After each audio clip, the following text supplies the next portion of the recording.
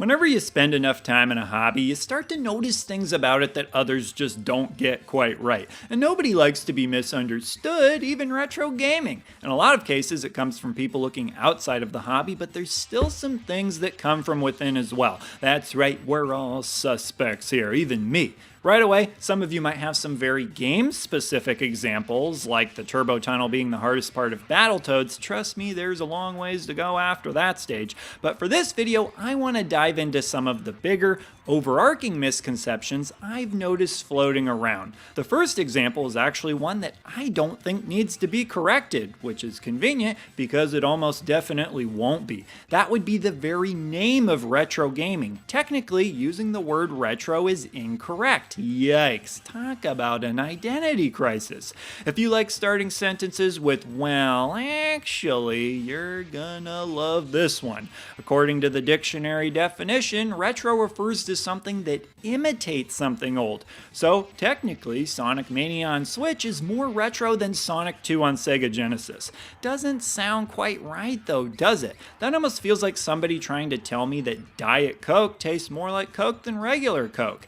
To me, the mere fact that most people would look at you funny if you told them that Sonic Mania is more retro than Sonic 2 tells you something. Because here's the thing, words are designed to convey meaning, and the meanings of things can change and evolve over time based on how people use them. And there are countless examples of this throughout history. Did you know that the word nice used to mean stupid and ignorant? But hey, maybe for some of you it still does. Point is, definitions are not etched into stone. Humans came up with them, and humans can change them. The fact of the matter is that retro has been appropriated by the retro gaming community to refer to all of these old games that we care about. I use the term retro video games because right away everybody knows what I'm referring to. I suppose I could try to start a movement to change that, but it's just a word, and I've got better hills to die on. Like just getting the younger generations to care about these older games, regardless of what they want to call them. And speaking of getting younger generations to play these games, that ties in perfectly to the next big retro gaming misconception, which would be that love for retro video games is based purely on nostalgia. Of course, nostalgia plays a part. You think I'd tolerate a screen that looks like this without it? Although even most retro gamers would tell you this screen is unplayable nowadays. But either way, there are absolutely reasons for playing retro video games outside of nostalgia, which would obviously be important for getting younger generations to play these games since they didn't grow up with the games. Although, I suppose they could still have nostalgia for them with a lot of you wonderful parents introducing them to these games at a young age. Just be careful how you handle that. Don't make it seem like a chore. Telling them they have to brush their teeth and play their retro video games before they go to bed every night may send the wrong message. Okay, so outside of nostalgia, what are some of the reasons people like to play retro video games? Well, that could certainly be its own entire video, and probably will be, but here's some of the main things. The pick up and play nature, lack of hand-holding, emphasis on gameplay, genres that were more prevalent, creative characters and themes, so on and so forth. One of the biggest examples I like to bring up to show our love for retro games isn't purely nostalgia-based is to just point to any one of our collections and the fact that we all have games that we never even knew existed or knew very little about when we were younger, and perhaps even consoles too. There's a lot of good stuff we missed out on, and one of the biggest draws of retro gaming is to discover some of that, not just to relive the experiences we already had. I think sometimes retro gamers get thought of as stubborn, crusty old farts who are stuck in the past, and a big part of that perception is people assuming we only want to play things we're familiar with. I suppose you could say that even when we play older games or consoles we missed when we were younger, the nostalgia is still in effect because of our fondness for certain eras of gaming in general, but the point is that retro gaming is often about discovering new experiences. I can't stress enough how much my perspective on video games as a whole has changed by finding and playing all of the stuff I missed. Plus, I think it's important to point out that for something to be nostalgic, it can't just just be something that we remember. It still has to be good too. You'll never catch me daydreaming about the days of doing homework for school. The stress, the pressure, and the ever-present implications that I'll be a failure if I don't do it. Boy, doggy, I love that feeling.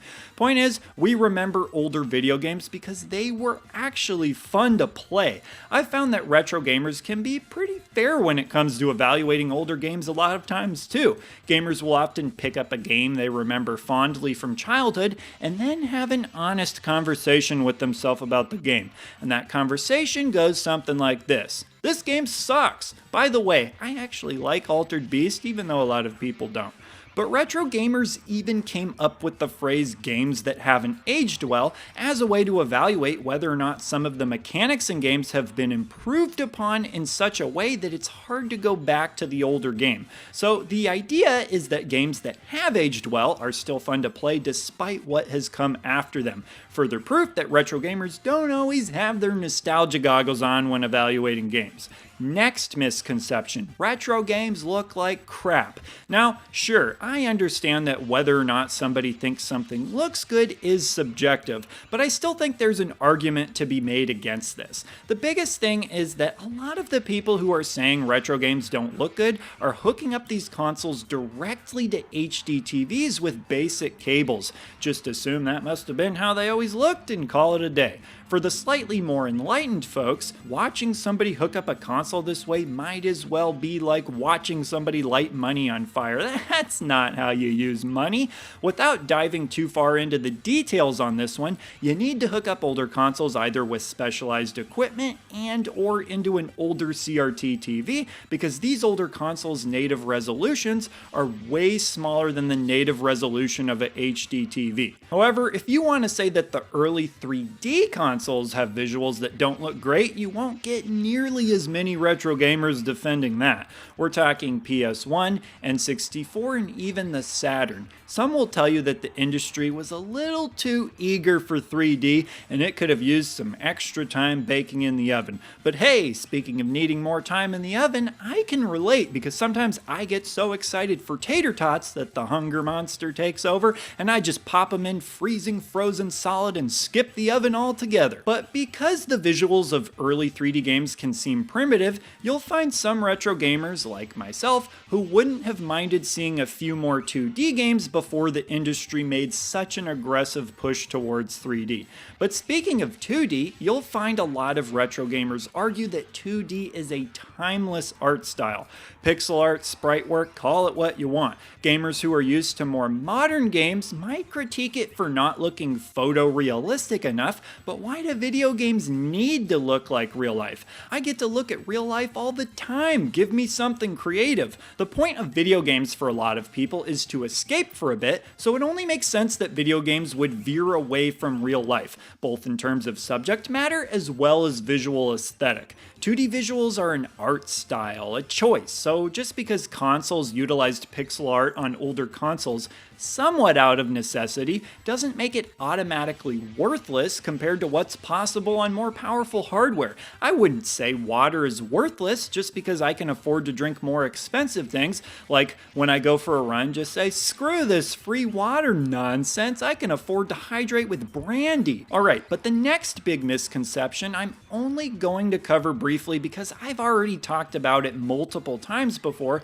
which would be that blowing into your cartridges is not what got them to work. It was actually the reseating of the cartridge into your console, causing the pins to line up differently and eventually getting them to work. Childhood destroyed. I mean, that belief allowed so many of us kids to live out our dreams of seeing how hard we could blow air out of our mouths. When else were we going to do that? I mean, birthday candles come but once a year. With game cartridges, we could blow air around all year long. Moreover, blowing into your cartridges probably isn't good for your cartridges either, since you're introducing a bunch of moisture. This has become more and more accepted knowledge over the years, and almost feels like saying that smoking is known to have negative effects on your health. Yeah, we already know. Okay, and before I wrap this video up, I want to point out one of the misconceptions about old video games that's been fading away, but I wish would stick around longer, being that old video games are worthless. How we miss the good old days of people practically giving away their old video games for nothing. Nowadays, there's so much awareness around video games having value, with weird stuff going on, even outside of just the typical collecting scene. So finding situations where people are willing to give away older video games are just not as common as they used to be. But with all of that said, I'm interested to hear what gaming misconceptions all of you can come up with. And even though I didn't really cover them, any game-specific misconceptions you have, I'd be interested to read as well. So leave your answers along with anything else you may have to say, and I will see ya in the next video. He's the retro bird, yeah. And he's talking about video games. He's the